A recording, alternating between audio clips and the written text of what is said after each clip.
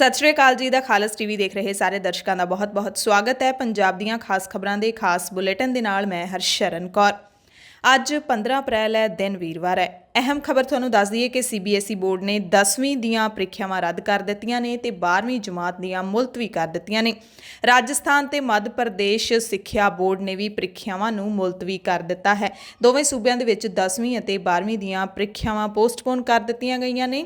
ਨਵੇਂ ਜਿਹੜੇ ਫੈਸਲੇ ਨੇ ਉਹ ਲਏ ਜਾਣਗੇ ਜੂਨ ਦੇ ਵਿੱਚ। ਸੀਬੀਐਸਈ ਬੋਰਡ ਦਾ ਜਿਹੜਾ 10ਵੀਂ ਦਾ ਨਤੀਜਾ ਰੱਦ ਕੀਤਾ ਗਿਆ ਹੈ ਉਸ ਦਾ ਨਤੀਜਾ ਪਿਛਲੀ ਪਰਫਾਰਮੈਂਸ ਦੇ ਆਧਾਰ ਤੇ ਕੱਢਿਆ ਜਾਵੇਗਾ। ਕੈਪਟਨ ਅਮਰਿੰਦਰ ਸਿੰਘ ਨੇ ਕੁੰਵਰ ਵਿਜੇ ਪ੍ਰਤਾਪ ਸਿੰਘ ਦੇ ਨਾਲ ਮੁਲਾਕਾਤ ਕੀਤੀ ਹੈ। ਅਸਤੀਫਾ ਵਾਪਸ ਲੈਣ ਦੇ ਲਈ ਜ਼ੋਰ ਪਾਇਆ ਕਿਉਂਕਿ ਅੱਜ ਤਕਨੀਕੀ ਤੌਰ ਤੇ ਮੁੱਖ ਮੰਤਰੀ ਕੈਪਟਨ ਅਮਰਿੰਦਰ ਸਿੰਘ ਕੋਲ ਅਸਤੀਫਾ ਜਾਵੇਗਾ ਵਿਚਾਰ ਕਰਨ ਦੇ ਲਈ। ਕੱਲ ਮੁੱਖ ਮੰਤਰੀ ਅਤੇ ਆਈਜੀ ਕੁੰਵਰ ਵਿਜੇ ਪ੍ਰਤਾਪ ਸਿੰਘ ਵਿਚਾਲੇ 1 ਘੰਟੇ ਦੇ ਕਰੀਬ ਮੁਲਾਕਾਤ ਚੱਲੀ ਹੈ। ਮੁੱਖ ਮੰਤਰੀ ਨੇ ਪੁਲਿਸ ਅਧਿਕਾਰੀ ਤੇ ਅਸਤੀਫਾ ਵਾਪਸ ਲੈਣ ਲਈ ਜ਼ੋਰ ਪਾਇਆ। ਪੁਲਿਸ ਅਧਿਕਾਰੀ ਨੇ ਅਸਤੀਫਾ ਦੇਣ ਤੋਂ ਬਾਅਦ ਸੋਸ਼ਲ ਮੀਡੀਆ ਰਾਹੀਂ ਆਪਣੇ ਭਵਿੱਖ ਦੇ ਫੈਸਲਿਆਂ ਤੇ ਵੀ ਪ੍ਰਤੀਕਰਮ ਦਿੰਦਿਆਂ ਸਪਸ਼ਟ ਕੀਤਾ ਹੈ ਕਿ ਮੈਂ ਸਮਾਜ ਸੇਵਾ ਤਾਂ ਕਰਦਾ ਰਹਾਂਗਾ ਪਰ ਇੱਕ IPS ਆਫੀਸਰ ਵਜੋਂ ਨਹੀਂ। ਯਾਨੀ ਕਿ ਆਈਜੀ ਕੁੰਵਰ ਵਿਜੇ ਪ੍ਰਤਾਪ ਸਿੰਘ ਆਪਣੇ ਅਸਤੀਫੇ ਤੇ ਅੜ ਗਏ ਨੇ। ਉਹਨਾਂ ਨੇ ਅਕਾਲ ਪੁਰਖ ਦੀ ਕਚਹਿਰੀ ਦੇ ਵਿੱਚ ਅਪੀਲ ਵੀ ਲਾਈ ਹੈ। ਕੱਲ ਡਾਕਟਰ ਭੀਮ ਰਾਓ ਅੰਬੇਦਕਰ ਦੀ 130ਵੀਂ ਜਯੰਤੀ ਮਨਾਈ ਗਈ। ਇਸ ਮੌਕੇ ਸ਼੍ਰੋਮਣੀ ਅਕਾਲੀ ਦਲ ਦੇ ਪ੍ਰਧਾਨ ਸੁਖਬੀਰ ਸਿੰਘ ਬਾਦਲ ਨੇ ਵੱਡਾ ਐਲਾਨ ਕੀਤਾ ਕਿ ਜਦੋਂ ਸਾਡੀ ਸਰਕਾਰ ਬਣ ਗਈ ਤਾਂ ਅਸੀਂ ਦਲਿਤ ਲੀਡਰ ਨੂੰ ਉਪ ਮੁੱਖ ਮੰਤਰੀ ਬਣਾਵਾਂਗੇ। ਜਲੰਧਰ ਪਹੁੰਚੇ ਸੁਖਬੀਰ ਬਾਦਲ ਖਿਲਾਫ ਬਸਪਾ ਨੇ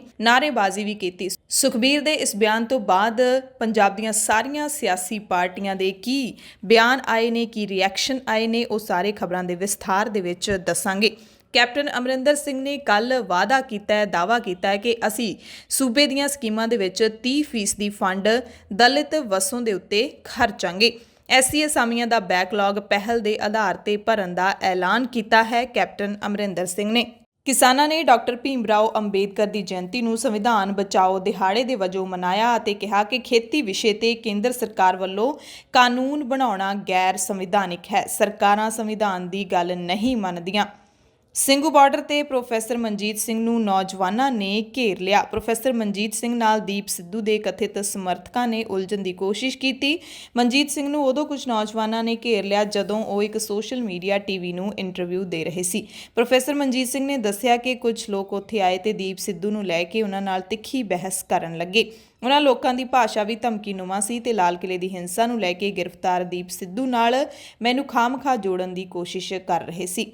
ਹਰਿਆਣਾ ਦੇ ਵਿੱਚ ਡਾਕਟਰ ਅੰਬੇਦਕਰ ਦੇ ਜਯੰਤੀ ਪ੍ਰੋਗਰਾਮ ਮਨਾਉਂਦੇ ਹੋਏ ਗੱਠਜੋੜ ਸਰਕਾਰ ਦਾ ਕਿਸਾਨਾਂ ਨੇ ਤਿੱਖਾ ਵਿਰੋਧ ਕੀਤਾ। ਦਿੱਲੀ ਹਾਈ ਕੋਰਟ ਨੇ ਕੋਵਿਡ-19 ਕੇਸਾਂ ਵਿੱਚ ਬੇਮਿਸਾਲ ਵਾਧੇ ਦੇ ਹਵਾਲੇ ਨਾਲ DSGMC ਦੀਆਂ 25 ਅਪ੍ਰੈਲ ਨੂੰ ਹੋਣ ਵਾਲੀਆਂ ਚੋਣਾਂ ਨੂੰ ਅੱਗੇ ਪਾਉਣ ਦੀ ਮੰਗ ਕਰਦੀ ਪਟੀਸ਼ਨ ਖਾਰਜ ਕਰ ਦਿੱਤੀ ਹੈ। ਜਸਟਿਸ ਰਾਜੀਵ ਸਹਾਏ, ਐਡਲੌ ਤੇ ਅਮਿਤ ਬਾਂਸਲ ਨੇ ਕਿਹਾ ਹੈ ਕਿ ਇਹ ਨੀਤੀ ਬਣਾਉਣ ਦੇ ਨਾਲ ਜੁੜਿਆ ਮਸਲਾ ਹੈ ਤੇ ਕੋਰਟ ਇਸ ਵਿੱਚ ਦਖਲ ਨਹੀਂ ਦੇ ਸਕਦੀ। ਸੋ ਦਿੱਲੀ ਗੁਰਦੁਆਰਾ ਪ੍ਰਬੰਧਕ ਕਮੇਟੀ ਦੀਆਂ ਚੋਣਾਂ ਆਪਣੇ ਮਿੱਥੇ ਸਮੇਂ ਤੇ ਹੀ ਹੋਣਗੀਆਂ, ਯਾਨੀ ਕਿ 25 ਅਪ੍ਰੈਲ ਨੂੰ। ਤਖ਼ਤ ਸ੍ਰੀ ਦਮਦਮਾ ਸਾਹਿਬ ਤਲਵੰਡੀ ਸਾਬੋ ਵਿਖੇ ਵਿਸਾਖੀ ਦਾ ਮੇਲਾ ਕੱਲ੍ਹ ਸਮਾਪਤ ਹੋ ਗਿਆ। 4 ਦਿਨਾਂ ਵਿਸਾਖੀ ਮੇਲੇ ਦੀ ਸਮਾਪਤੀ ਨਿਹੰਗ ਸਿੰਘਾਂ ਦੇ ਵੱਲੋਂ ਮਹੱਲਾ ਕੱਢੇ ਜਾਣ ਨਾਲ ਹੁੰਦੀ ਹੈ ਅਤੇ ਤਖ਼ਤ ਸ੍ਰੀ ਦਮਦਮਾ ਸਾਹਿਬ ਵਿਖੇ ਖਾਲਸਾ ਸਾਜਨਾ ਦਿਹਾੜੇ ਮੌਕੇ ਇਸ ਵਾਰ ਕਰੋਨਾ ਦੇ ਕਹਿਰ ਦੇ ਬਾਵਜੂਦ ਵੀ ਵੱਡੀ ਗਿਣਤੀ ਵਿੱਚ ਸੰਗਤ ਨਤਮਸਤਕ ਹੋਈ। ਪਾਕਿਸਤਾਨ ਦੇ ਗੁਰਦੁਆਰਾ ਪੰਜਾ ਸਾਹਿਬ ਵਿਖੇ ਵੀ ਖਾਲਸਾ ਸਾਜਨਾ ਦਿਹਾੜਾ ਪੂਰੇ ਉਤਸ਼ਾਹ ਦੇ ਨਾਲ ਮਨਾਇਆ ਗਿਆ। ਇਸ ਮੌਕੇ ਪਹੁੰਚੀ ਸਿੱਖ ਸੰਗਤ ਨੇ ਕਿਸਾਨੀ ਸੰਘਰਸ਼, ਕਰਤਾਰਪੁਰ ਲਾਂਘਾ ਖੋਲ੍ਹਣ ਅਤੇ ਨੌਜਵਾਨੀ ਨੂੰ ਸਿੱਖੀ ਨਾਲ ਜੋੜਨ ਦੇ ਮੁੱਦੇ ਵੀ ਵਿਚਾਰੇ ਅਤੇ ਕਰਤਾਰਪੁਰ ਲਾਂਘਾ ਮੁੜ ਖੋਲ੍ਹਣ ਦੇ ਲਈ ਅਰਦਾਸ ਕੀਤੀ ਗਈ। ਪਟਿਆਲਾ ਦੇ ਵਿੱਚ ਐਕਸਪ੍ਰੈਸਵੇ ਦੇ ਲਈ ਘੱਟ ਰੇਟ ਤੇ ਜਬਰੀ ਜ਼ਮੀਨਾਂ ਐਕਵਾਇਰ ਕਰਨ ਦੇ ਰੋਸ ਵਿੱਚ ਕਿਸਾਨ ਪਟਿਆਲਾ ਦੇ ਵਿੱਚ ਮੁੱਖ ਮੰਤਰੀ ਨਿਵਾਸ ਦੇ ਨੇੜੇ 21 ਦਿਨਾਂ ਤੋਂ ਪੱਕਾ ਮੋਰਚਾ ਲਾ ਕੇ ਬੈਠੇ ਨੇ YPS ਚੌਂਕ ਦੇ ਵਿੱਚ।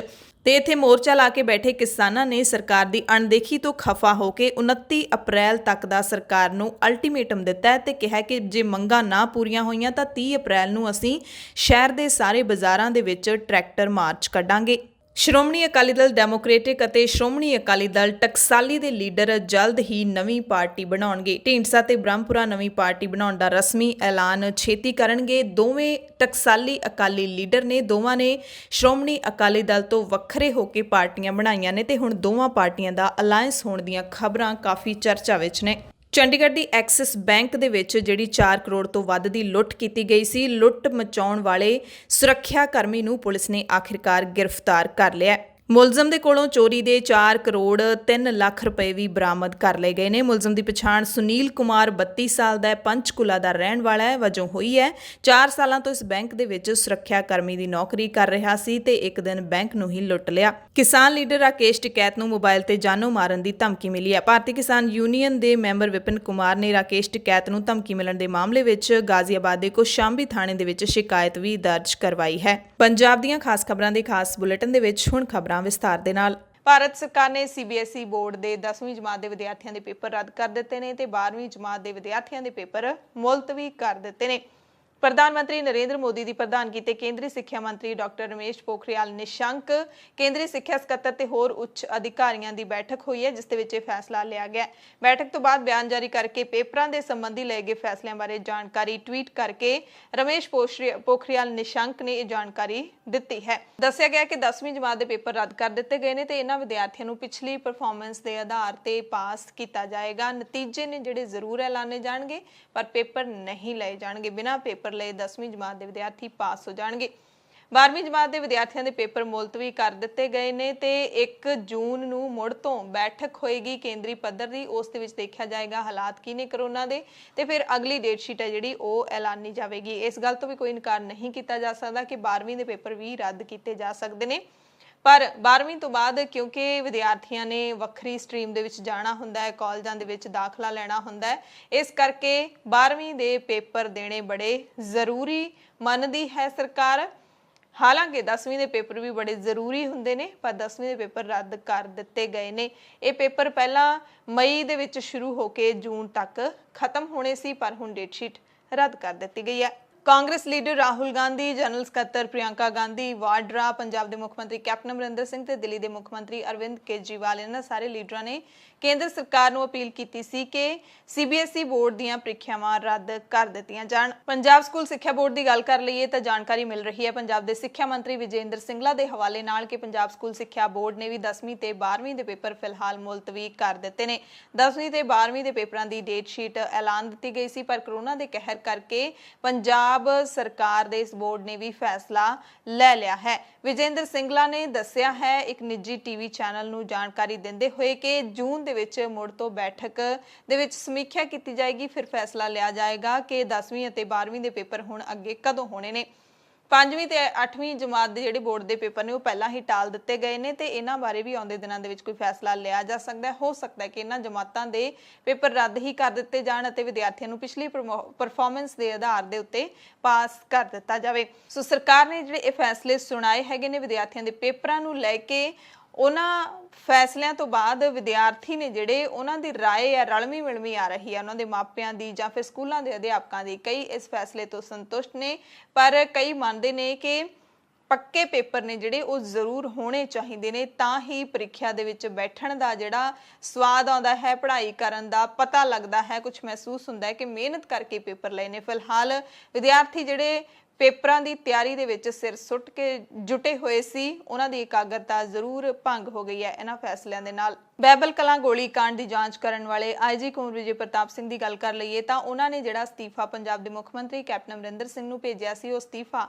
ਮੁੱਖ ਮੰਤਰੀ ਕੈਪਟਨ ਅਮਰਿੰਦਰ ਸਿੰਘ ਨੇ IG ਕੁੰਵਰ ਵਿਜੇ ਪ੍ਰਤਾਪ ਸਿੰਘ ਨੂੰ ਇੱਕ ਬਹਾਦਰ, ਇਮਾਨਦਾਰ ਤੇ ਤਜਰਬੇਕਾਰ ਪੁਲਿਸ ਅਧਿਕਾਰੀ ਕਹਿ ਕੇ ਨਾਮਨਜ਼ੂਰ ਕਰ ਦਿੱਤਾ ਸੀ। ਕੁੰਵਰ ਵਿਜੇ ਪ੍ਰਤਾਪ ਸਿੰਘ ਨੇ ਆਪਣੇ ਕਾਰਜਕਾਲ ਨੂੰ ਖਤਮ ਹੋਣ ਤੋਂ ਪਹਿਲਾਂ ਹੀ ਸੇਵਾ ਮੁਕਤੀ ਦੀ ਇੱਛਾ ਪ੍ਰਗਟਾਈ ਸੀ ਪਰ ਕੈਪਟਨ ਅਮਰਿੰਦਰ ਸਿੰਘ ਨੇ ਪ੍ਰੀਮੈਚੁਰ ਰਿਟਾਇਰਮੈਂਟ ਦੀ ਅਰਜ਼ੀ ਨੂੰ ਜਿਹੜਾ ਹੈ ਡਿਕਲਾਈਨ ਕਰ ਦਿੱਤਾ ਸੀ ਤੇ ਹੁਣ ਉਸ ਤੋਂ ਬਾਅਦ ਕੁੰਵਰ ਵਿਜੇ ਪ੍ਰਤਾਪ ਸਿੰਘ ਨੇ ਫੇਸਬੁੱਕ ਪੇਜ ਤੋਂ ਸਾਰਿਆਂ ਨੂੰ ਇੱਕ ਸੁਨੇਹਾ ਜਿਹੜਾ ਹੈਗਾ ਉਹ ਲਿਖਿਆ। ਉਸ ਸੁਨੇਹੇ ਦੇ ਵਿੱਚ ਜੋ ਲਿਖਿਆ ਕਹਿੰਦੇ, ਸੇਵਾ ਦੇਸ਼ ਦੀ ਜਿੰਦੜੀ, ਬੜੀ ਔਖੀ ਗੱਲਾਂ ਕਰਨੀਆਂ ਢੇਰ ਸੁਖਲੀਆਂ ਨੇ, ਜਿਨ੍ਹਾਂ ਦੇਸ਼ ਦੀ ਸੇਵਾ 'ਚ ਪੈਰ ਪਾਇਆ ਉਹਨਾਂ ਲੱਖ ਮੁਸੀਬਤਾਂ ਝੱਲੀਆਂ ਨੇ।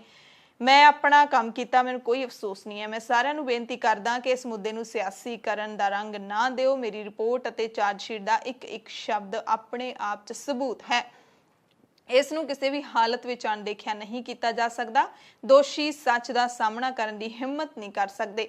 ਮੈਂ ਆਖਰੀ ਫੈਸਲੇ ਲਈ ਸ੍ਰੀ ਗੁਰੂ ਗ੍ਰੰਥ ਸਾਹਿਬ ਜੀ ਦੀ ਅਦਾਲਤ ਵਿੱਚ ਅਪੀਲ ਦਾਖਲ ਕੀਤੀ ਹੈ, ਜੋ ਮੇਰੀ ਸਮਝ ਮੁਤਾਬਿਕ ਸਭ ਤੋਂ ਉੱਚੀ ਅਦਾਲਤ ਹੈ। ਮੈਂ ਸਮਾਜ ਦੀ ਸੇਵਾ ਅੱਗੇ ਵੀ ਕਰਦਾ ਰਹਾਂਗਾ ਪਰ IPS ਦੇ ਤੌਰ ਤੇ ਨਹੀਂ। ਯਾਨੀ ਕਿ ਕੁੰਵਰ ਵਿਜੇ ਪ੍ਰਤਾਪ ਸਿੰਘ ਨੇ ਕੈਪਟਨ ਅਮਰਿੰਦਰ ਸਿੰਘ ਵੱਲੋਂ ਅਸਤੀਫੇ ਦੀ ਅਰਜ਼ੀ ਰੱਦ ਕੀਤੇ ਜਾਣ ਤੋਂ ਬਾਅਦ ਫਿਰ ਦੁਹਰਾਇਆ ਹੈ ਕਿ ਮੈਂ IPS ਦੇ ਤੌਰ ਤੇ ਸੇਵਾ ਨਹੀਂ ਕਰਾਂਗਾ, ਮੈਂ ਸਮਾਜ ਸੇਵਾ ਕਰਦਾ ਰਹਾਂਗਾ, ਪਰ ਮੈਂ ਹੁਣ ਇਹ ਅਫਸਰੀ ਦੇ ਅਹੁਦੇ ਦੇ ਉੱਤੇ ਨਹੀਂ ਰਹਾਂਗਾ। ਹੁਣ ਅੱਗੇ ਕੀ ਹਾਲਾਤ ਬਣਨਗੇ ਇਹ ਆਉਣ ਵਾਲਾ ਸਮਾਂ ਹੀ ਦੱਸੇਗਾ, ਪਰ ਕੁੰਵਰ ਵਿਜੇ ਪ੍ਰਤਾਪ ਸਿੰਘ ਹੁਣ ਨੌਕਰੀ ਤੇ ਬਣੇ ਰਹਿਣਾ ਨਹੀਂ ਚਾਹੁੰਦੇ ਤੇ ਉਹਨਾਂ ਨੇ ਅਕਾਲ ਪੁਰਖ ਤੇ ਹੀ ਹੁਣ ਟੇਕ ਰੱਖੀ ਹੈ, ਅਕਾਲ ਪੁਰਖ ਤੇ ਹੀ ਓਟ ਰੱਖੀ ਹੈ। ਤੇ ਆਈਜੀ ਕੁੰਵਰ ਵਿਜੇ ਪ੍ਰਤਾਪ ਸਿੰਘ ਨੇ ਜਿਹੜਾ ਅਸਤੀਫਾ ਲਿਖਿਆ ਸੀ ਉਹਦੇ 'ਚ ਲਿਖਿਆ ਸੀ ਕਿ ਮੈਂ ਪੰਜਾਬ ਕੇਡਰ ਦੇ 1998 ਬੈਚ ਦਾ IPS ਆਫੀਸਰ ਹਾਂ, 7 ਸਤੰਬਰ 1998 ਤੋਂ ਸੇਵਾ ਨਿਭਾ ਰਿਹਾ। AIS DCRB ਰੂਲਸ 1958 ਦੇ ਰੂਲ ਨੰਬਰ 16(2) ਦੇ ਤਹਿਤ ਮੈਂ 15 ਅਪ੍ਰੈਲ 2021 ਤੋਂ ਆਪਣੀ ਤੁਰੰਤ ਸੇਵਾ ਮੁਕਤੀ ਲਈ ਖੁਦ ਅਰਜ਼ੀ ਦਾਇਰ ਕਰ ਰਿਹਾ। ਇਹ ਵੀ ਬੇਨਤੀ ਕਰਦਾ ਕਿ ਮੈਨੂੰ 3 ਮਹੀਨਿਆਂ ਦੇ ਅਗਾਊਂ ਨੋਟਿਸ ਪੀਰੀਅਡ ਤੋਂ ਵੀ ਰਾਹਤ ਦਿੱਤੀ ਜਾਵੇ। ਪੰਜਾਬ ਸਰਕਾਰ ਲਈ ਕੀਤੀ 22 ਸਾਲਾਂ ਦੀ ਸੇਵਾ ਤੋਂ ਮੈਂ ਪੂਰੀ ਤਰ੍ਹਾਂ ਸੰਤੁਸ਼ਟ ਹਾਂ। ਅੱਗੇ ਵੀ ਇਸੇ ਤਰ੍ਹਾਂ ਸ਼ੁਭ ਕਰਮਨ ਤੇ ਕਬਹੂ ਨਾ ਟਰਾਉਂਦੇ ਸ਼ੁਭ ਵਾਕ ਤੇ ਪਹਿਰਾ ਦਿੰਦਾ ਹੋਇਆ ਵੱਧ ਤੋਂ ਵੱਧ ਸਮਾਜ ਦੀ ਸੇਵਾ ਕਰਦਾ ਰਹਾਂਗਾ। ਸੋ ਆਈਜੀ ਨੇ ਲਿਖਿਆ ਹੈ ਕਿ ਨੋਟਿਸ ਪੀਰੀਅਡ ਤੋਂ ਵੀ ਮੈਨੂੰ ਰਾਹਤ ਦਿੱਤੀ ਜਾਵੇ, ਯਾਨੀ ਕਿ ਤੁਰੰਤ ਆਪਣੀ ਨੌਕਰੀ ਤੋਂ ਬਰਖਾਸਤਗੀ ਦੀ ਮੰਗ ਕੀਤੀ ਸੀ, ਰਿਟਾਇਰਮੈਂਟ ਦੀ ਮੰਗ ਕੀਤੀ ਸੀ, ਜਿਸ ਨੂੰ ਕੈਪਟਨ ਨੇ ਠੁਕਰਾ ਦਿੱਤਾ ਹੈ। ਪਰ ਉਹਨਾਂ ਨੇ ਹੁਣ ਜਨਤਕ ਤੌਰ ਤੇ ਜਿਹੜੀ ਚਿੱਠੀ ਲਿਖੀ ਹੈ, ਅਕਾਲ ਪੁਰਖ ਦੇ ਨਾਮ ਜਿਹੜੀ ਚਿੱਠੀ ਲਿਖੀ ਹੈ ਤੇ ਲੋਕਾਂ ਦੇ ਨਾਮ ਜਿਹੜੀ ਚਿੱਠੀ ਲਿਖੀ ਹੈ ਉਸ ਦੇ ਵਿੱਚੋਂ ਦਰਸਾ ਚੁੱਕੇ ਨੇ ਕਿ ਮੈਂ ਹੁਣ ਨੌਕਰੀ ਨਹੀਂ ਕਰਾਂਗਾ।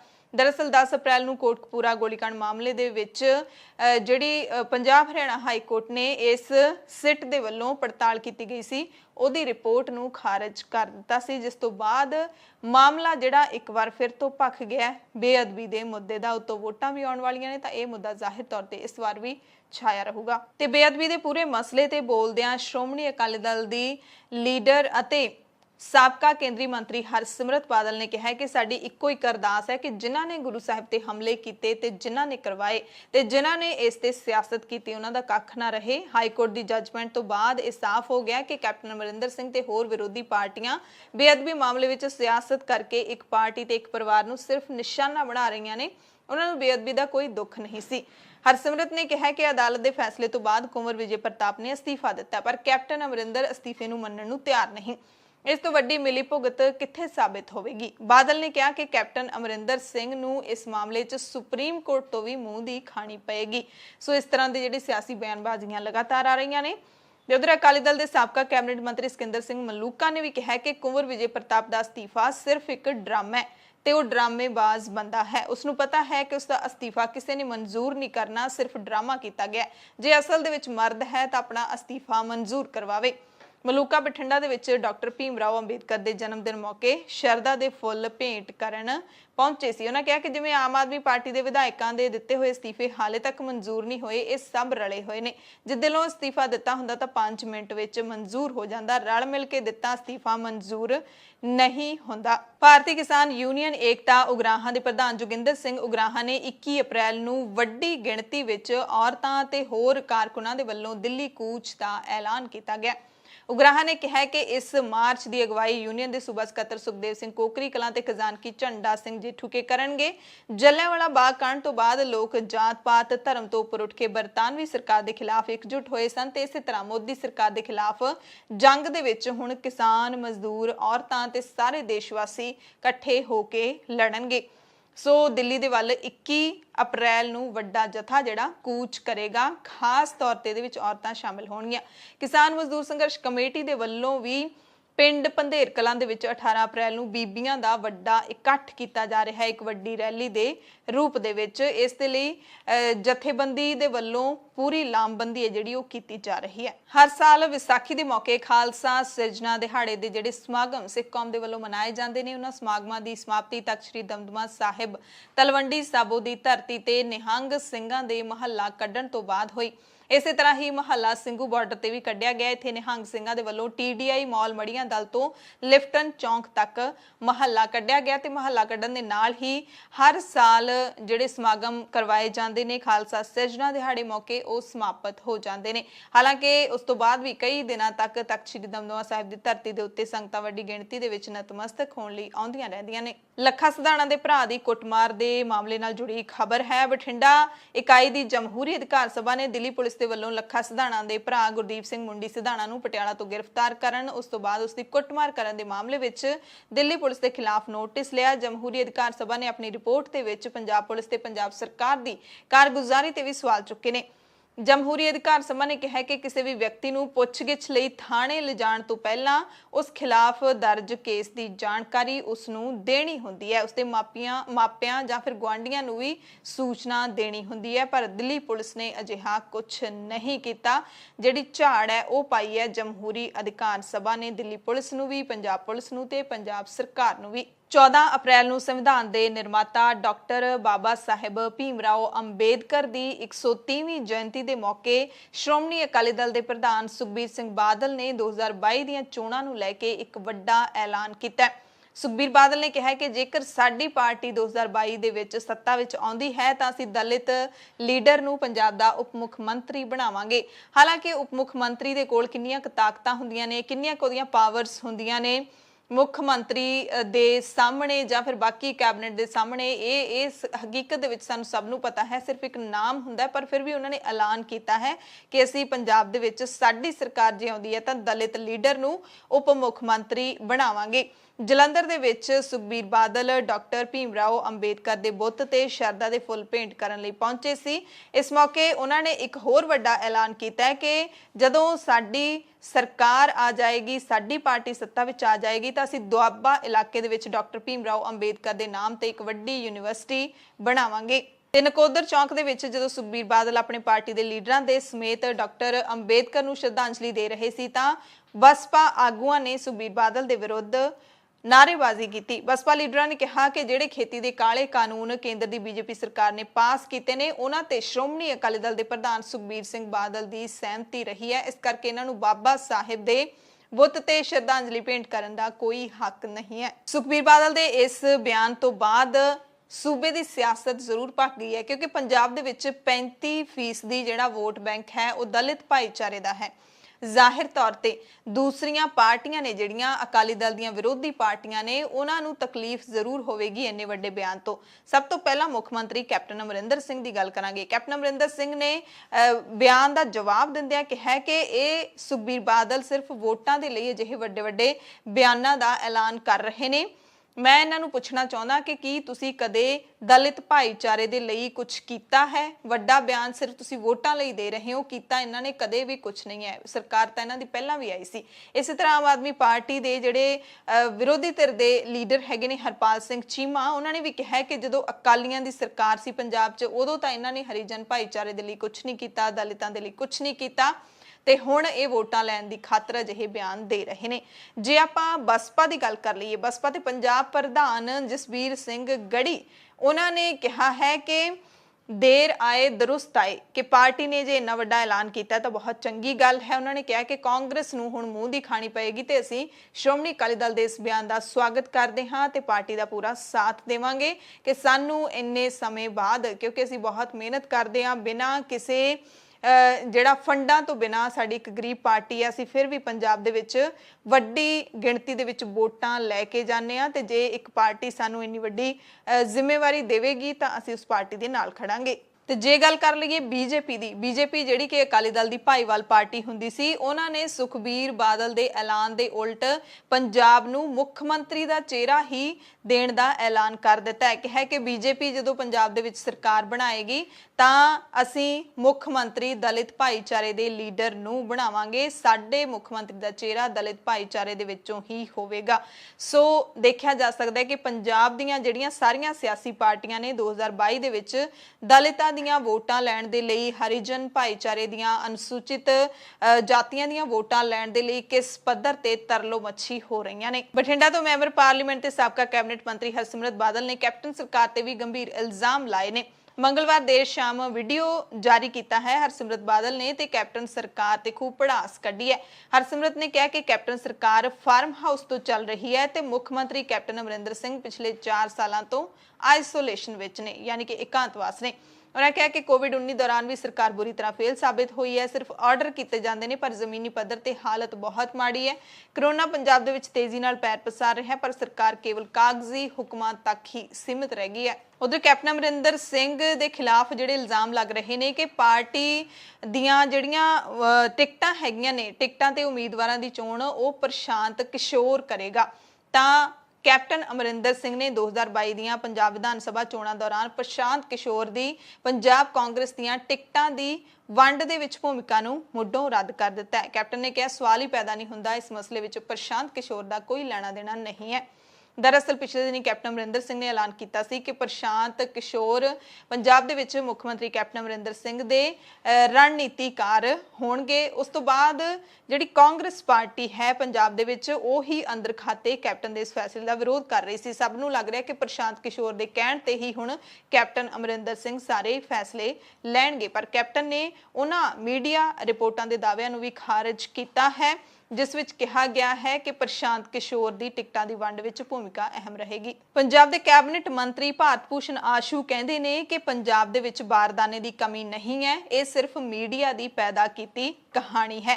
कहंदे प्रैस दा काम हुण जबरदस्ती कोई गल किसी दे मूंह दे विच पाउणा हो गया ते दावा कीता है आशू ने कि भावें कि पश्चिमी बंगाल चोणां दे कारण जूट की कमी है सूबे दे विच, पर फिर भी बारदाने दियां 2 लाख तो वध गट्ठां दा स्टॉक पंजाब दे कोल पिया है अते कोविड संकट कारण मंडियां दे विच कणक किसान परची सिस्टम तहत लई जा रही है, इस करके बारदाने दी तोट दा एहसास हुंदा होवेगा। सो मंत्री जी भावें कह रहे ने कि पंजाब दे विच बारदाने दियां 2 लाख तो वध गट्ठां मौजूद ने, पर मुख मंत्री कैप्टन अमरिंदर सिंह दे शहर पटियाला दे विच किसानां ने बारदाने दी घाट तो बाद रोस प्रदर्शन कीता। पटियाला हाईवे ते सड़की आवाजाही ठप कर दित्ती। रोस धरना दे रहे भारतीय किसान यूनियन सिद्धूपुर दे लीडरां ने दस्सिया कि भावें पंजाब सरकार ने 10 अप्रैल तो सरकारी कणक की खरीद शुरू कर दी है, पर किसी भी खरीद एजेंसियां दे कोल बारदाने की घाट कारण सैकड़े किसान फसल वेचण दे लई मंडियां दे विच खज्जल खुआर हो रहे ने ते पंजाब सरकार दे प्रबंध ने जिहड़े नाकाम साबित हो रहे ने। ते इह खबर है मुख मंत्री दे खुद दे शहर पटियाला शहर दी। ते पंजाब दे बाकी हिस्सिਆਂ ਦੇ ਵਿੱਚ ਕੀ हाल होएगा इस बारे भी जानकारी लैनी बड़ी जरूरी है। पंजाब दे नाल नाल पूरे भारत दे विच कोरोना वायरस दे वध रहे केसां दा वध रहीआं मौतां दा पूरा रौला पिया होया नित नवें ऐलान सरकारां कर रहीआं ने। इस दे दरमियान पंजाब दी कैप्टन सरकार दे एक कैबिनेट मंत्री ने हत्थ खड़े कर दिते ने लोकां तो दुखी होके। कहंदे की करिए लोक समझते ही नहीं। कैबिनेट मंत्री ओपी सोनी ने मन्निया कि पिछले कई दिनों तो कोरोना के केस वध रहे ने। अमृतसर दे विच भी कोरोना के पॉजिटिव केस लगातार आ रहे ने, पर असी लोकां नूं कंट्रोल करन दे विच फेल साबित हो रहे हैं। कहंदे की करिए लोग समझते नहीं, जबकि लोकां नूं समझना चाहिए है कि कोरोना तो बचाव लई सरकार वल्लों जारी कीतियां हदायतां ते बचाव नियमां दी पालना करनी चाहिए है। भीड़ भाड़ वाले खेतरां ते खास करके वल्ला मंडी अमृतसर दी ਉਹਦੇ ਵਿੱਚ ਲੋਕਾਂ ਵੱਲੋਂ ਮਾਸਕ ਨਾ ਪਹਿਨੇ ਜਾਣ ਤੇ ਸਰਕਾਰ ਦੀ ਸਖਤੀ ਬਾਰੇ ਜਦੋਂ ਪੱਤਰਕਾਰਾਂ ਨੇ ਸਵਾਲ ਪੁੱਛਿਆ ਤਾਂ ਸੋਨੀ ਨੇ ਕਿਹਾ ਕਿ ਸਰਕਾਰ ਆਪਣੇ ਵੱਲੋਂ ਕੋਵਿਡ ਦੇ ਪ੍ਰੋਟੋਕੋਲ ਦੀ ਪਾਲਣਾ ਕਰਨ ਦੀ ਲਗਾਤਾਰ ਅਪੀਲ ਕਰ ਰਹੀ ਹੈ। ਇਹ ਹੁਣ ਲੋਕਾਂ ਤੇ ਡਿਪੈਂਡ ਕਰਦਾ ਹੈ ਕਿ ਲੋਕ ਕਿੰਨਾ ਕੁ ਇਹਨਾਂ ਨੂੰ ਮੰਨਦੇ ਨੇ। सरकार दे वजीर मास्क क्यों नहीं पाउंदे, इह सवाल जदों पुछया गया तो इस सवाल नूं ओपी सोनी ने टालदिआं कहा कि पंजाब दे मुख मंत्री ते सरकार संजीदा ढंग दे नाल कोरोना नाल नजिठण ते लगी है। सो पंजाब दे जिन्ने भी वासी ने जिन्ने भी सुन रहे ने वो सारे जानते हैं कि मास्क पहनण दी जिहड़ी सावधानी है ਉਹਦੀ किन्नी क वरतों हो रही है। पंजाब दे विच ਵਿਆਹਾਂ ਜਾਂ ਫਿਰ अंतिम संस्कार ਜਾਂ ਫਿਰ ਭੋਗ ਸਮਾਗਮਾਂ ਤੇ ਲੋਕ ਕੀ ਸੀਮਿਤ ਗਿਣਤੀ ਦੇ ਵਿੱਚ ਇਕੱਠੇ ਹੋ ਰਹੇ ਨੇ ਜਾਂ ਫਿਰ ਉਲੰਘਣਾ ਹੋ ਰਹੀ ਹੈ। सारे पंजाबी जानते हैं कि किन्नी कु पालना इन्हां नियमां दी हो रही है। सो कैबिनेट मंत्री ओपी सोनी दी इस बेवसी तो बाद कैप्टन अमरिंदर सिंह ने पंजाब के सारे लोगों को कोरोना का टीका लवाउण दी अपील भी की है ते नाल एक ऐलान भी किया है।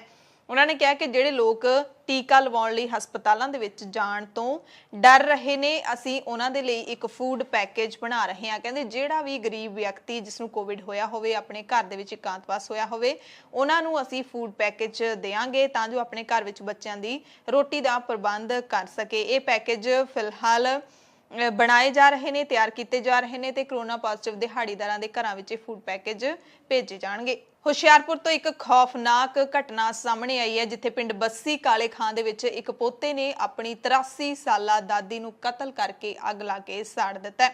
ਜ਼ਿਲ੍ਹਾ ਪੁਲਿਸ ਨੇ 10 ਘੰਟਿਆਂ ਦੇ ਅੰਦਰ ਹੀ ਇਸ ਗੁੱਥੀ ਨੂੰ ਸੁਲਝਾ ਲਿਆ। ਨੌਜਵਾਨ ਯੁਵਰਾਜ ਸਿੰਘ ਦੀ ਉਮਰ ਕਰੀਬ 17 ਸਾਲ ਹੈ ਤੇ ਇਸ ਵਾਰਦਾਤ ਨੂੰ ਟੀਵੀ ਸੀਰੀਅਲ ਦੇਖ ਕੇ ਉਸਨੇ ਅੰਜਾਮ ਦੇ ਦਿੱਤਾ। ਐਸਐਸਪੀ ਨਵਜੋਤ ਸਿੰਘ ਮਾਹਲ ਨੇ ਜਾਣਕਾਰੀ ਦਿੱਤੀ ਕਿ ਹਰਜੀਤ ਸਿੰਘ ਵਾਸੀ ਪਿੰਡ ਬੱਸੀ ਕਾਲੇ ਖਾਂ ਨੇ ਬਿਆਨ ਦਿੱਤਾ ਹੈ ਕਿ ਉਸਦੀ ਮਾਤਾ ਜੋਗਿੰਦਰ ਕੌਰ ਕਰੀਬ 3.5 ਮਹੀਨਿਆਂ ਤੋਂ ਸੱਜੀ ਲੱਤ ਦੀ ਹੱਡੀ ਟੁੱਟਣ ਕਾਰਨ ਬੈੱਡ ਤੇ ਸੀ। ਹਰਜੀਤ ਨੇ ਦੱਸਿਆ ਕਿ 12 ਅਪ੍ਰੈਲ ਨੂੰ ਉਸਦੇ ਵਿਆਹ ਦੀ ਵਰ੍ਹੇਗੰਢ ਹੋਣ ਕਰਕੇ ਉਹ ਆਪਣੀ ਪਤਨੀ ਜਸਪਾਲ ਕੌਰ ਨਾਲ ਦੁਪਹਿਰ ਦੇ ਕਰੀਬ 2 ਵਜੇ ਸਕੂਟਰ ਤੇ ਖਰੀਦਦਾਰੀ ਕਰਨ ਲਈ ਹਰਿਆਣੇ ਚਲਾ ਗਿਆ। ਜਦੋਂ ਪਿੰਡ ਵਾਪਸ ਆ ਰਿਹਾ ਸੀ ਤਾਂ ਰਾਹ ਵਿੱਚ ਉਸਦੇ ਪੁੱਤਰ ਯੁਵਰਾਜ ਸਿੰਘ ਨੇ ਫੋਨ ਕਰਕੇ ਦੱਸਿਆ ਕਿ ਜਲਦੀ ਘਰ ਵਿੱਚ ਆ ਜਾਓ, ਕੁਝ ਬੰਦਿਆਂ ਨੇ ਹਮਲਾ ਕਰ ਦਿੱਤਾ। ਜਦੋਂ ਦੋਵੇਂ ਪਤੀ ਪਤਨੀ ਘਰ ਪਹੁੰਚੇ ਤਾਂ ਗੁਆਂਢੀ ਨੂੰ ਨਾਲ ਲੈ ਕੇ ਮੇਨ ਗੇਟ ਤੱਕ ਪਹੁੰਚੇ ਤਾਂ ਬੰਦ ਪਿਆ ਸੀ ਤੇ ਉਹਨਾਂ ਦੇ ਘਰ ਦੇ ਛੋਟੇ ਗੇਟ ਰਾਹੀਂ ਜਦੋਂ ਘਰ 'ਚ ਦਾਖਲ ਹੋਏ ਤਾਂ ਮਾਂ ਦੀ ਕਮਰੇ ਦੇ ਵਿੱਚ ਬੈੱਡ ਤੇ ਲਾਸ਼ ਪਈ ਸੀ ਤੇ ਅੱਧੀ ਸੜੀ ਹੋਈ ਲਾਸ਼ ਸੀ। ਦੂਸਰੇ ਕਮਰੇ ਵਿੱਚ ਯੁਵਰਾਜ ਸਿੰਘ ਬੈੱਡ ਬਾਕਸ ਦੇ ਵਿੱਚ ਲੰਮਾ ਪਿਆ ਸੀ। ਬੈੱਡ ਬਾਕਸ ਦੇ ਸਾਰੇ ਕੱਪੜੇ ਖਿਲਰੇ ਪਏ ਸੀ ਤੇ ਹੱਥ ਪੈਰ ਚੁੰਨੀ ਦੇ ਨਾਲ ਬੰਨੇ ਹੋਏ ਸੀ। ਪਰ ਜਦੋਂ ਪੁਲਿਸ ਨੇ ਡੂੰਘਾਈ ਦੇ ਨਾਲ ਤਫਤੀਸ਼ ਕੀਤੀ ਤਾਂ ਪਤਾ ਲੱਗਿਆ ਕਿ ਪੋਤੇ ਨੇ ਹੀ ਦਾਦੀ ਦਾ ਕਤਲ ਕੀਤਾ ਹੈ। ਤੇ ਜਦੋਂ ਪੁਲਿਸ ਨੇ ਸਖਤੀ ਦੇ ਨਾਲ ਪੁੱਛ ਪੜਤਾਲ ਕੀਤੀ ਯੁਵਰਾਜ ਤੋਂ ਤਾਂ ਉਸਨੇ ਦੱਸਿਆ ਕਿ ਉਹ ਆਪਣੀ ਦਾਦੀ ਤੋਂ ਬਹੁਤ ਦੁਖੀ ਸੀ, ਉਹਦੇ ਕਤਲ ਬਾਰੇ ਸੋਚਦਾ ਰਹਿੰਦਾ ਸੀ। 12 ਅਪ੍ਰੈਲ ਨੂੰ ਦਾਦੀ ਦੇ ਸਿਰ ਵਿੱਚ ਲੋਹੇ ਦੀ ਰਾੜ ਨਾਲ ਸੱਟਾ ਮਾਰ ਕੇ ਕਤਲ ਕਰਨ ਤੋਂ ਬਾਅਦ ਤੇਲ ਪਾ ਕੇ ਅੱਗ ਲਾ ਦਿੱਤੀ ਤੇ ਝੂਠੀ ਕਹਾਣੀ ਘੜ ਲਈ। ਇਸ ਕਰਕੇ ਕਤਲ ਕਰਨ ਦੀ ਸਾਜ਼ਿਸ਼ ਰਚਦਾ ਰਹਿੰਦਾ ਸੀ ਕਿਉਂਕਿ ਦਾਦੀ ਉਸਨੂੰ ਪੜ੍ਹਾਈ ਕਰਨ ਦੇ ਲਈ ਕਹਿੰਦੀ ਸੀ, ਬਾਰ-ਬਾਰ ਕਹਿੰਦੀ ਸੀ ਕਿ ਫੋਨ ਨਾ ਜ਼ਿਆਦਾ ਵਰਤਿਆ ਕਰ, ਗੇਮਾਂ ਨਾ ਖੇਡਿਆ ਕਰ। ਇਸ ਕਰਕੇ ਉਹ ਦੁਖੀ ਰਹਿੰਦਾ ਸੀ।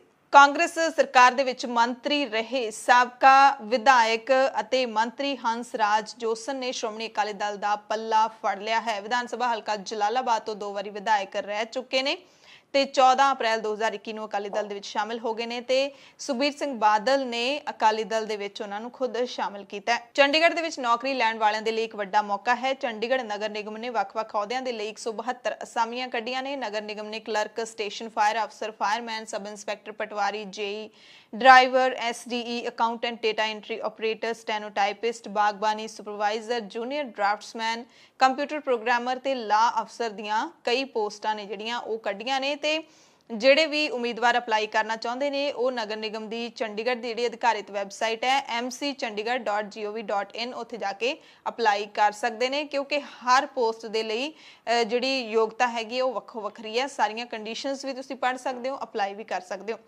ਪੰਜਾਬ ਸਕੂਲ ਸਿੱਖਿਆ ਵਿਭਾਗ ਨੇ ਪੰਜਾਬ ਦੇ ਵਿੱਚ ਅਧਿਆਪਕਾਂ ਦੀਆਂ ਬਦਲੀਆਂ ਦੇ ਸੰਬੰਧੀ ਆਨਲਾਈਨ ਇਤਰਾਜ਼ ਭਰਨ ਦੀ ਆਖਰੀ ਮਿਤੀ ਜਾਰੀ ਕਰ ਦਿੱਤੀ ਹੈ।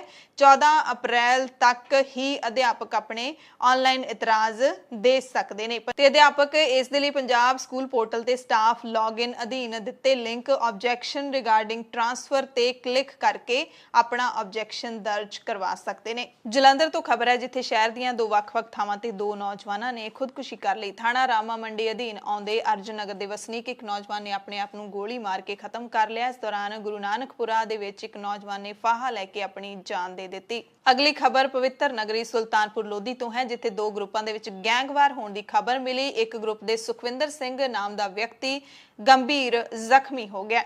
ਸੁਖਵਿੰਦਰ ਸਿੰਘ ਨੌਜਵਾਨ ਦੀ ਉਂਗਲ ਵੀ ਕੱਟ ਦਿੱਤੀ ਗਈ ਹੈ ਜਿਸ ਨੂੰ ਸਿਵਲ ਹਸਪਤਾਲ ਸੁਲਤਾਨਪੁਰ ਲੋਧੀ ਦੇ ਵਿੱਚ ਦਾਖਲ ਕਰਵਾਇਆ ਗਿਆ। ਹਾਲਾਂਕਿ ਬਾਅਦ ਵਿੱਚ ਹਾਲਤ ਗੰਭੀਰ ਹੋਣ ਤੇ ਉਸ ਨੂੰ ਜਲੰਧਰ ਰੈਫਰ ਕਰ ਦਿੱਤਾ ਗਿਆ। ਗੁਰਦਾਸਪੁਰ ਤੋਂ ਖਬਰ ਹੈ ਜਿੱਥੇ ਵਿਸਾਖੀ ਦੇ ਤਿਉਹਾਰ ਤੇ ਲੱਗੇ ਮੇਲੇ ਵਿੱਚ ਗਈਆਂ 2 ਨੌਜਵਾਨ ਲੜਕੀਆਂ ਬਿਆਸ ਦਰਿਆ ਦੇ ਵਿੱਚ ਡੁੱਬ ਗਈਆਂ। ਦੇਰ ਸ਼ਾਮ ਇੱਕ ਲੜਕੀ ਦੀ ਲਾਸ਼ ਦਰਿਆ ਦੇ ਵਿੱਚੋਂ ਮਿਲ ਗਈ ਜਦਕਿ ਦੂਸਰੀ ਦੀ ਭਾਲ ਜਾਰੀ ਹੈ। ਥਾਣਾ ਭੈਣੀ ਮੀਆਂ ਦੇ ਐਸਐਚਓ ਇੰਸਪੈਕਟਰ ਸੁਦੇਸ਼ ਕੁਮਾਰ ਨੇ ਦੱਸਿਆ ਕਿ ਪਿੰਡ ਮੌਜਪੁਰ ਦੀਆਂ ਰਹਿਣ ਵਾਲੀਆਂ 9 ਸਾਲ ਤੇ 17 ਸਾਲ ਦੀਆਂ ਲੜਕੀਆਂ ਵਿਸਾਖੀ ਮੇਲੇ ਤੇ ਸ਼ਾਮਿਲ ਹੋਣ ਗਈਆਂ ਸੀ। ਬਿਆਸ ਦਰਿਆ ਦੇ ਵਿੱਚ ਨਹਾਉਂਦਿਆਂ ਦੋਵੇਂ ਡੂੰਘੇ ਪਾਣੀ ਦੇ ਵਿੱਚ ਵਹਿ ਗਈਆਂ, ਰੁੜ ਗਈਆਂ। ਲੋਕਾਂ ਨੇ ਲੱਭਣ ਦੀ ਕੋਸ਼ਿਸ਼ ਵੀ ਮਿਲੀ ਪਰ ਨਹੀਂ ਮਿਲੀਆਂ। ਇੱਕ ਲੜਕੀ ਦੀ ਲਾਸ਼ ਬਰਾਮਦ ਕਰ ਲਈ ਹੈ ਪਰ ਦੂਸਰੀ ਦੀ ਭਾਲ ਹਾਲੇ ਜਾਰੀ ਹੈ। ਸੰਵਿਧਾਨ ਦੇ ਨਿਰਮਾਤਾ ਡਾਕਟਰ ਭੀਮ ਰਾਓ ਅੰਬੇਦਕਰ ਦਾ 130ਵਾਂ ਜਨਮ ਦਿਵਸ ਕਿਸਾਨਾਂ ਦੇ ਮੋਰਚਿਆਂ ਤੇ ਵੱਡੀ ਪੱਧਰ ਤੇ ਮਨਾਇਆ ਗਿਆ। ਕਿਸਾਨਾਂ ਨੇ ਸੰਵਿਧਾਨ ਬਚਾਓ ਦਿਵਸ ਦੇ ਵਾਂਗ ਡਾਕਟਰ ਭੀਮ ਰਾਓ ਅੰਬੇਦਕਰ ਦੇ ਜਨਮ ਦਿਨ ਨੂੰ ਮਨਾਇਆ ਅਤੇ ਨੌਜਵਾਨਾਂ ਨੇ ਕਾਲੇ ਕਾਨੂੰਨ ਖਿਲਾਫ ਡਟੇ ਰਹਿਣ ਦਾ ਫੈਸਲਾ ਲਿਆ। ਪੰਜਾਬ ਦੇ ਮੁੱਖ ਮੰਤਰੀ ਕੈਪਟਨ ਅਮਰਿੰਦਰ ਸਿੰਘ ਨੇ ਵੀ ਡਾਕਟਰ ਭੀਮ ਰਾਓ ਅੰਬੇਦਕਰ ਦੇ 130ਵੇਂ ਜਨਮ ਦਿਹਾੜੇ ਮੌਕੇ ਉਹਨਾਂ ਨੂੰ ਵਰਚੁਅਲ ਸੈਰੇਮਨੀ ਰਾਹੀਂ ਸ਼ਰਧਾਂਜਲੀ ਭੇਂਟ ਕੀਤੀ।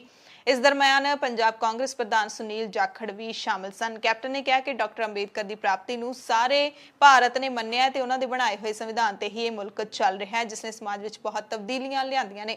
ਪਰ ਜੇ ਹਕੀਕਤ ਦੇਖ ਲਈਏ ਤਾਂ ਡਾਕਟਰ ਭੀਮ ਰਾਓ ਅੰਬੇਦਕਰ ਦੇ ਵੱਲੋਂ ਜੋ ਸੰਵਿਧਾਨ ਬਣਾਇਆ ਗਿਆ ਹੈ, ਜਦੋਂ ਮੰਤਰੀ ਬਣਦੇ ਨੇ, ਪ੍ਰਧਾਨ ਮੰਤਰੀ ਬਣਦੇ ਨੇ ਤਾਂ ਸੰਵਿਧਾਨ ਦੀ ਸਹੁੰ ਚੁੱਕੀ ਜਾਂਦੀ ਹੈ, ਪਰ ਹਕੀਕਤ ਦੇ ਵਿੱਚ ਉਸ ਸੰਵਿਧਾਨ ਨੂੰ ਕਿੰਨਾ ਕੁ ਮੰਨਿਆ ਜਾਂਦਾ ਹੈ, ਲੋਕਾਂ ਦੇ ਨਾਲ ਕਿੰਨਾ ਖਿਲਵਾੜ ਕੀਤਾ ਜਾਂਦਾ ਹੈ। ਸੰਵਿਧਾਨ ਦੇ ਨਾਮ ਤੇ ਨਿਯਮ ਕਾਨੂੰਨ ਤਾਂ ਲਾਗੂ ਕਰ ਦਿੱਤੇ ਜਾਂਦੇ ਨੇ, ਪਰ ਉਹਨਾਂ ਨਿਯਮਾਂ ਤੇ ਕੋਈ ਅਮਲ ਨਹੀਂ ਕੀਤਾ ਜਾਂਦਾ। ਇਹ ਸੋਚਣ ਦੀ ਲੋੜ ਹੈ।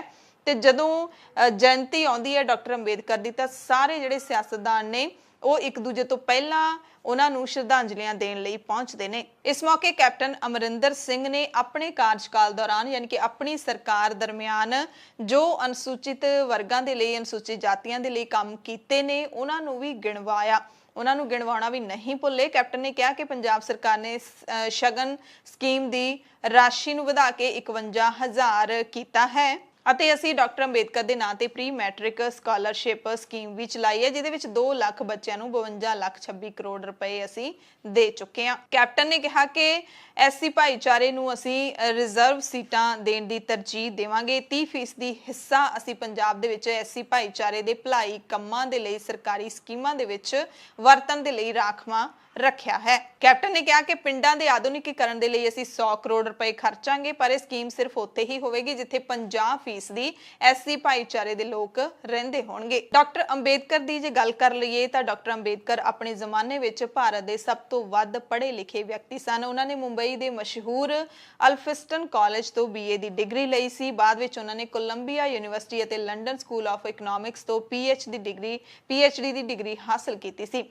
ਸ਼ੁਰੂ ਤੋਂ ਹੀ ਪੜ੍ਹਨ, ਬਾਗਬਾਨੀ ਕਰਨ ਤੇ ਕੁੱਤੇ ਪਾਲਣ ਦੇ ਸ਼ੌਕੀਨ ਸੀਗੇ ਤੇ ਡਾਕਟਰ ਅੰਬੇਦਕਰ ਆਪਣੇ ਜ਼ਮਾਨੇ ਦੇ ਉਹ ਵਿਅਕਤੀ ਸਨ ਜਿਨ੍ਹਾਂ ਦੇ ਕੋਲ ਮੰਨਿਆ ਜਾਂਦਾ ਹੈ ਕਿ ਉਸ ਵਕਤ ਦੇਸ਼ ਦੇ ਵਿੱਚ ਸਭ ਤੋਂ ਵੱਧ ਕਿਤਾਬਾਂ ਦੀ ਗਿਣਤੀ ਮੌਜੂਦ ਸੀ। ਮਸ਼ਹੂਰ ਕਿਤਾਬ ਇਨਸਾਈਡ ਏਸ਼ੀਆ ਦੇ ਲੇਖਕ ਜੌਨ ਗੁੰਥੇਰ ਨੇ ਲਿਖਿਆ ਕਿ ਜਦੋਂ 1938 ਦੇ ਵਿੱਚ ਮੇਰੀ ਅੰਬੇਦਕਰ ਦੇ ਨਾਲ ਮੁਲਾਕਾਤ ਹੋਈ ਤਾਂ ਉਹਨਾਂ ਕੋਲ 8,000 ਕਿਤਾਬਾਂ ਸਨ ਤੇ ਮੌਤ ਤੱਕ ਇਹ ਗਿਣਤੀ ਕਿਤਾਬਾਂ ਦੀ ਵੱਧ ਕੇ 35,000 ਹੋ ਗਈ ਸੀ। ਤੇ ਡਾਕਟਰ ਅੰਬੇਦਕਰ ਇੱਕ ਅਜਿਹਾ ਨਾਮ ਹੈ ਜਿਨ੍ਹਾਂ ਨੇ ਛੂਤ-ਛਾਤ ਦੇ ਰੌਲੇ ਦੇ ਖਿਲਾਫ ਹਿੰਦੂ ਧਰਮ ਛੱਡਣ ਦਾ ਵੀ ਐਲਾਨ ਕਰ ਦਿੱਤਾ ਸੀ।